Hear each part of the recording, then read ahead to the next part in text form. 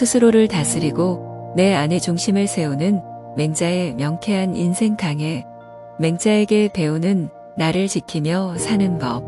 홀로일지라도 나아가는 삶. 인간다움, 인간답게 사는 길. 맹자는 사람은 언제든 또 어디서든 누구나 착하게 태어난다고 믿었다. 이 마른 사람은 누구나 악하게 태어난다고 보는 견해에 비해 한층 좋게 느껴진다. 문제는 현실에 또 역사에 버젓이 살고 있고 또 있어왔던 악인들의 존재다.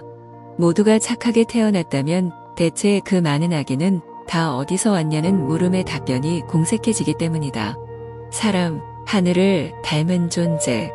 그래서인지 맹자의 견해는 현실에서 그다지 호응받지 못했다. 나중에 성리학이 등장하여 맹자가 공자에 버금가는 현인으로 축혀 세워진 후에는 맹자의 견해가 정통으로 거듭났지만 그전까지 맹자 사호 줄자바 천수백여 년 동안은 맹자의 견해가 결코 주류적 견해는 아니었다. 그런데 맹자는 왜 사람은 누구나 다 착하게 태어난다고 확신했을까? 바로 사람이 하늘을 닮았다고 보았기 때문이다. 맹자는 다른 존재와 달리 사람은 하늘로부터 선함을 부여받아 태어난다고 보았다. 사람의 본성은 다 선하다는 성선설을 제창한 근거다. 그러면 사람이 하늘의 선함을 타고났다는 건 어떻게 입증할 수 있을까? 맹자는 마음에 주목했다. 사람은 다른 존재와 달리 마음이라는 걸 지니고 있는데 이 마음은 하늘이 사람에게 부여한 것이기에 마음을 가만히 들여다보면 거기에는 하늘이 부여한 선함이 자리 잡고 있음을 알게 된다고 여겼다. 이를테면 사람이라면 누구나 다 남을 측은하게 여기는 선함을 마음에 지니고 있다는 것이다. 맹자는 이러한 예를 들었다. 이제 사람이 언뜻 아이가 우물에 빠질 것 같은 장면을 보면 모두가 깜짝 놀라며 측은해하는 마음을 품게 된다. 이는 그 아이의 부모와 교유를 하고자 한 것도 아니고 고을의 벗으로부터 칭찬을 받고자 함도 아니며 아이를 구해주지 않았다는 소리를 듣기 싫어서 그런 것도 아니다. 이로 보건대 측은해하는 마음이 없으면 사람이 아니다. 그러면 하늘이 사람에게 선함을 부여했는지는 어떻게 알 수 있을까? 맹자는 사람에게는 누구나 태어날 때 이미 배우지 않고서도 할 줄 아는 게 있고 알 줄 아는 게 있다고 보고는 이를 각각 양능과 양지라고 칭했다. 양은 단순히 선량하다는 뜻으로 쓰인 것이 아니라 인간의 인식 한계를 초월해 있는 이를테면 하나님의 선함과 같은 그러한 절대적 선이라는 뜻으로 쓰였다. 곧 그것은 양의 수식을 받는지와 능히 하늘의 선함에 다하였음을 가리킨다. 사람이 태어날 때 타고나는 것이 제법 있는데 그 중에서 하늘의 선함과 연결된 것이기에 양지, 양능이라고 명명한 것이다.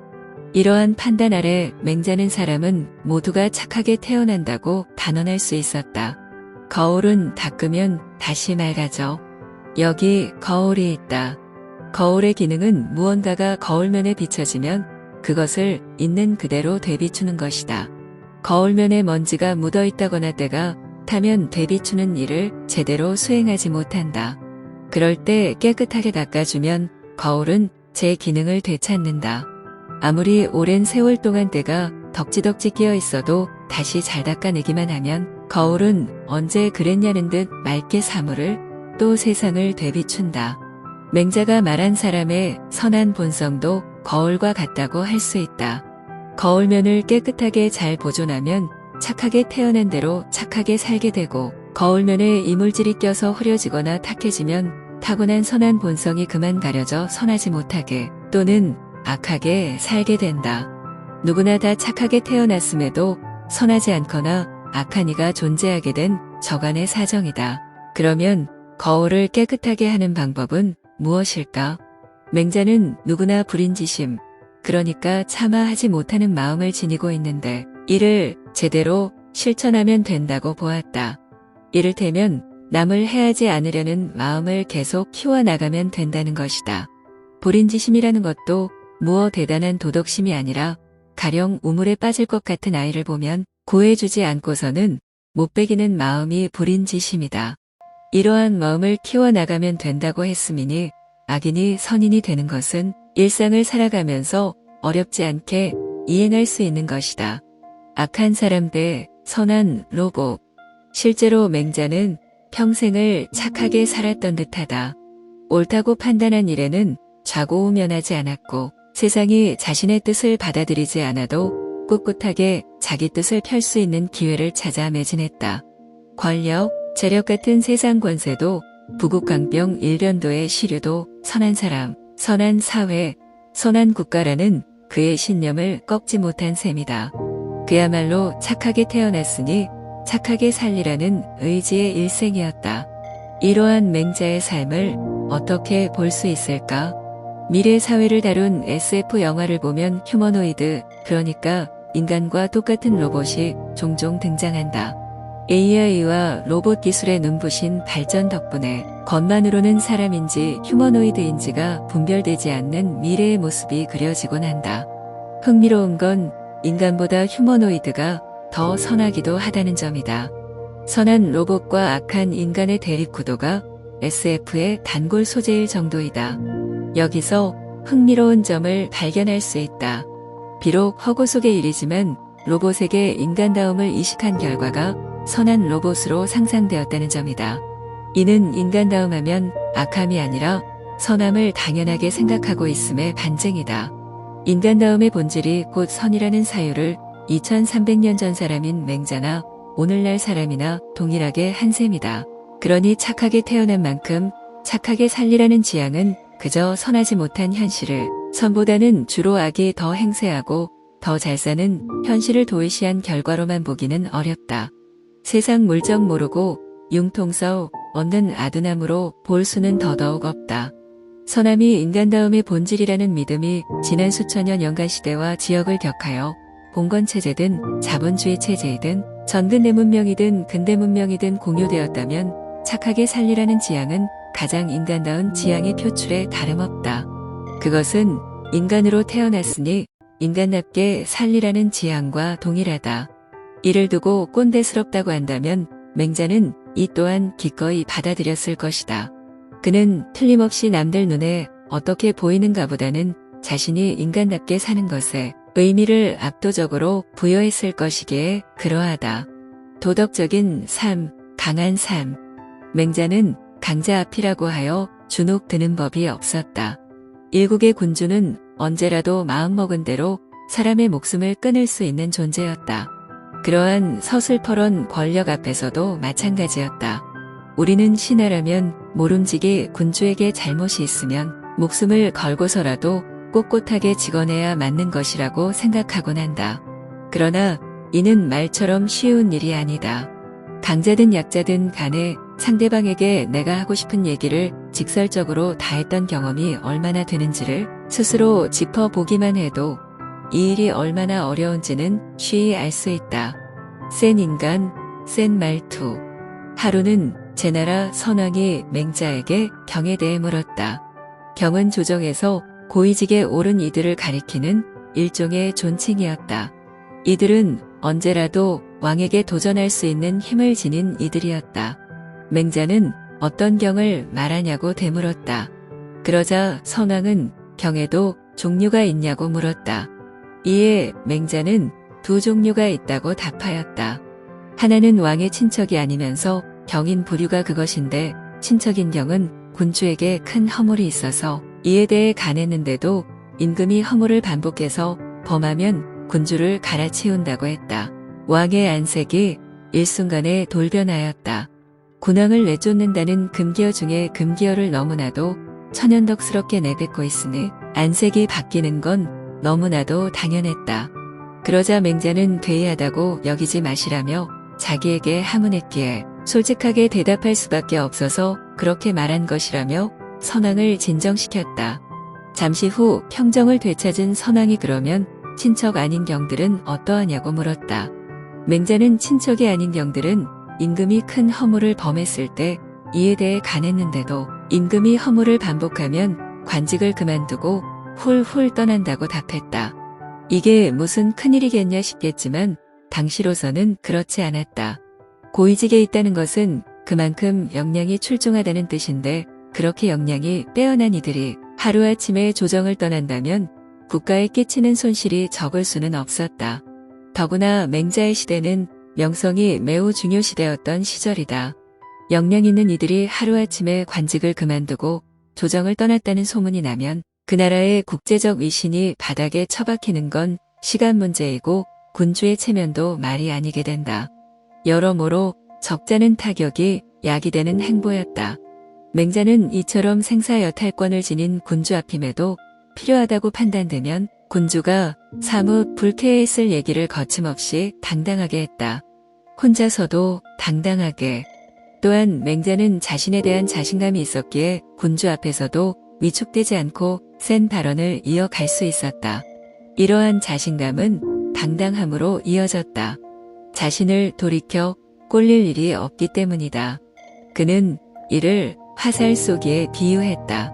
어질미란 화살 쏘는 것과 같다. 화살을 쏠 때는 자기를 바로잡은 후에 화살을 쏜다. 쏘아서 관역 한가운데를 맞히지 못해도 자기보다 나은 사람을 원망하지 않고 돌이켜 자신에게서 그 원인을 찾을 뿐이다. 여기서 어질문 도덕을 대변한다.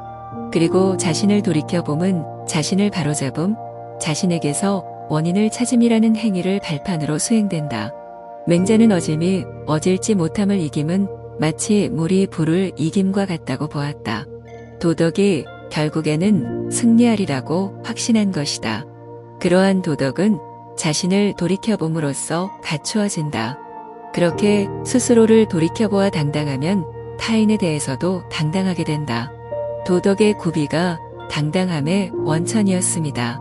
흔들리지 않는 삶, 말, 글, 파악하기. 말이 씨앗이 된다는 말처럼 말은 무언가를 만들어낸다. 말에 담긴 내용의 사실 여부와 무관하게 말은 무언가를 믿게 하거나 하게 만든다는 얘기다. 그래서 말은 군주이든 평민이든 간에 항상 경계해야 한다. 근거 없는 말을 믿는다거나 그것으로 인해 움직이게 된다면 이는 말의 노예가 된 것이다. 나가 말을 하고 듣는 것임에도 내가 말의 주인이 아니라 말의 노예가 된 셈이다. 이러한 일이 생기지 않기 위해서라도 말을 온전히 알 수 있어야 한다. 말을 아는 것이 나의 힘. 맹자는 선생님의 장점은 무엇입니까? 라는 제자의 질문에 호연지기를 잘 기른다는 것과 지연, 그러니까 말을 안다는 점을 들었다. 맹자는 말에는 두 층위가 있다고 보았다. 표층과 심층이 그것이다. 따라서 말의 뜻도 적어도 두 가지가 있게 된다. 하나는 글의 표층, 곧 문면의 뜻이고 또 하나는 문면의 심층에 가라앉아 있는 달리 말에 행간에 스며들어 있는 뜻이다. 지연은 바로 말의 심층에 곧 행간에 담겨 있는 뜻을 파악하는 능력이다. 그런데 이는 말하는 이의 마음을 파악하는 일이다. 따라서 말의 심층을 아는 일은 자연스럽게 말한 이의 마음을 아는 일과 등치되었다. 맹자의 시대는 말의 시대라고 해도 과언이 아니었다. 그렇다 보니 지연은 이러한 시대를 살아가는 데 더없이 필요한 역량으로 꼽혔다. 또한 이때는 말만으로 경쟁하던 시절도 아니었다. 제자 백가라는 표현이 말해주듯이 이 시절에는 다양한 담론이 쏟아져 서로 치열한 각축을 벌였다. 말이 발달할 수밖에 없었던 또 하나의 중요한 계기였다. 한편 맹자의 시대는 명가의 전성기이기도 했다. 동양의 소피스트라고 불리는 이들은 고도의 사변성을 갖춘 논리학 전문가들로 말의 쓰임새를 더 넓고 깊게 그리고 높게 갈고 닦았다. 독법과 인간의 품격, 말을 잘한다고 함은 글도 잘 읽어낸다는 뜻이다. 맹자는 말뿐 아니라 그래서도 발군의 장점을 지니고 있었다. 실제로 맹자 여기저기에서는 시경의 시를 섬세하고도 깊이 있게 읽어내는 맹자의 모습을 목도할 수 있다. 요즘으로 치면 문학평론가의 면모가 잘 드러나 있다고도 할 수 있는 대목이다. 게다가 맹자는 사상 최초로 글을 읽어내는 법, 그러니까 독법을 제시한 인물이기도 했다. 글쓴이를 따져보고 그가 살았던 시대를 논고해 본다는 뜻의 지인논세라는 독법과 있는 이의 마음으로 지은이의 마음을 맞이해야 한다는 뜻의 이의역지라는 독법이 그것이다. 이의역지의 독법이 글의 참뜻을 파악하기 위한 독법이라면 지인논세의 독법은 글을 한층 풍요롭게 읽어내기 위한 독법이다. 맹자는 물론 옛사람들은 글은 비유컨대 글쓴이의 아바타라고 생각했다. 글에는 그 글을 쓴 사람이 고스란히 드러난다고 글이 곧 그 사람이라고 여겼다는 뜻이다.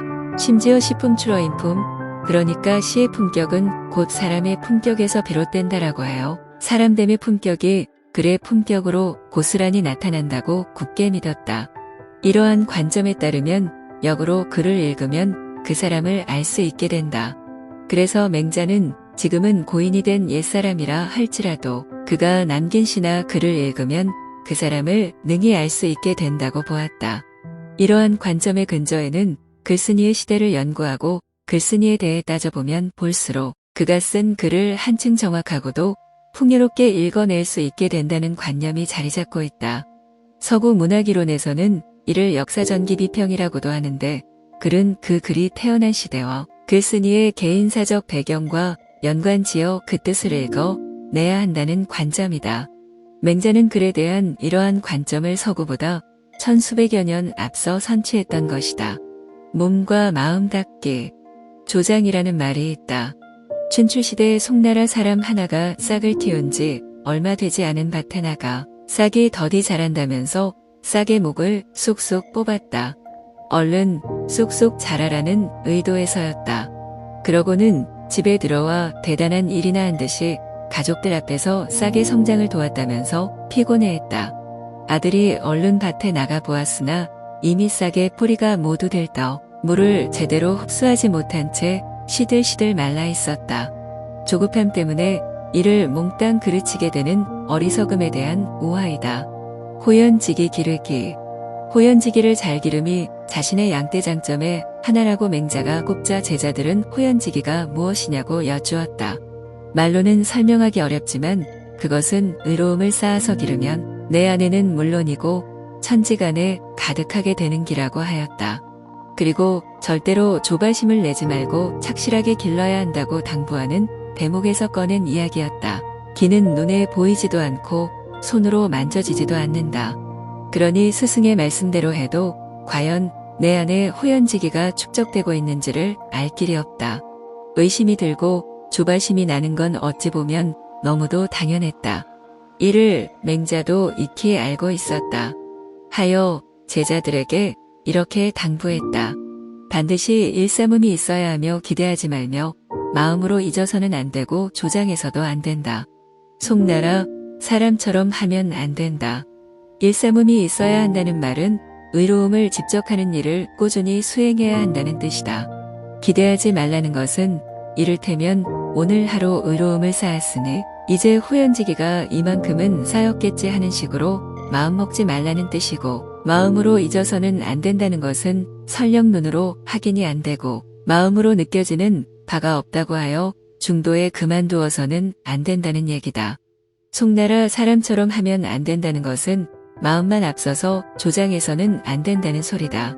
인용문의 핵심은 호연지기를 기름의 유체는 일삼음, 곧 의로움을 집적하는 일을 꾸준히 해가는데 있다는 것이다.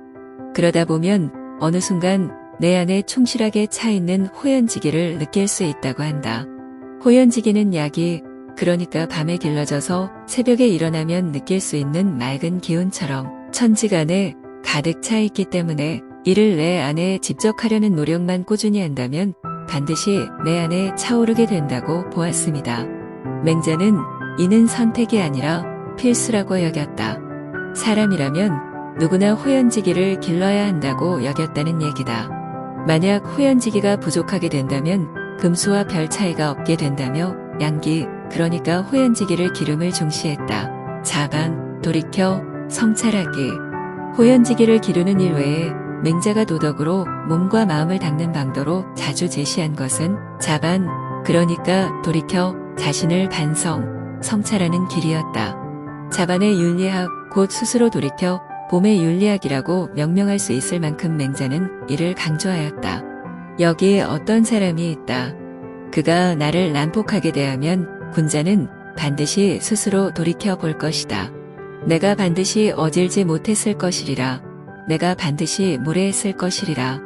그렇지 않으면 어찌 이런 일이 얼어나겠는가? 스스로를 돌이켜보아 어질고 스스로를 돌이켜보아 예의를 지켰음에도 그의 난폭함이 또다시 그와 같다면 군자는 반드시 또다시 스스로를 돌이켜볼 것이다. 내가 반드시 정성을 다하지 않았을 것이리라. 스스로를 돌이켜보아 정성을 다했음에도 그의 난폭함이 여전히 그와 같다면 군자는 이렇게 말한다. 이 사람은 단지 망령된 자의 따름이다. 이와 같으니 금수와 무엇이 다르겠는가? 금수와 같은데 또 무슨 비난을 할 수 있으리요? 어떤 사람이 나에게 포악하게 굴면 그에게 화를 내기 전에 내게 잘못이 있지 않을까 하여 내 자신을 먼저 성찰한다는 것이다. 그렇게 해서 잘못이 없음에도 그 자가 또다시 나를 포악하게 대하면 재차 나를 반성해 본다고 한다. 내가 잘못을 했음에도 혹 내가 인지하지 못하는 것이 아닐까 하여 제3제사 스스로를 돌이켜 본다는 것이다. 그렇게 하여 내게 분명히 아무런 잘못 없음이 제3제사 확인되었음에도 그 자가 여전히 나를 포악하게 대한다면 그때는 그 자를 짐승만도 못한 자라고 단정하고 상대를 안 한다는 얘기다. 이는 그저 소극적이거나 방어적 태도에 불과하지 않다. 오히려 그 반대다. 부당한 처사에 강력하고 단호하게 대응하기 위해 근거를 확보하고 힘을 비축하는 적극적이고도 능동적인 태도다. 진정한 강자만이 돌이켜 자신에게서 먼저 원인을 찾을 줄 알기에 그러하다. 자신을 돌이켜 봄은 그 자체로 자신을 바로잡는 행위이기 때문이다. 이는 자득에 이르는 길이기도 하다. 자기를 성찰한다는 것은 자신의 결핍을 찾아내어 스스로를 주저앉히는 길이 아니다. 그와 정반대로 설령 결핍을 발견한다고 해도 이를 자기 강화의 계기로 감싸 안으면서 스스로를 더 강하고 충실하게 만들어가는 길이다. 사람이 고귀한 존재인 이유.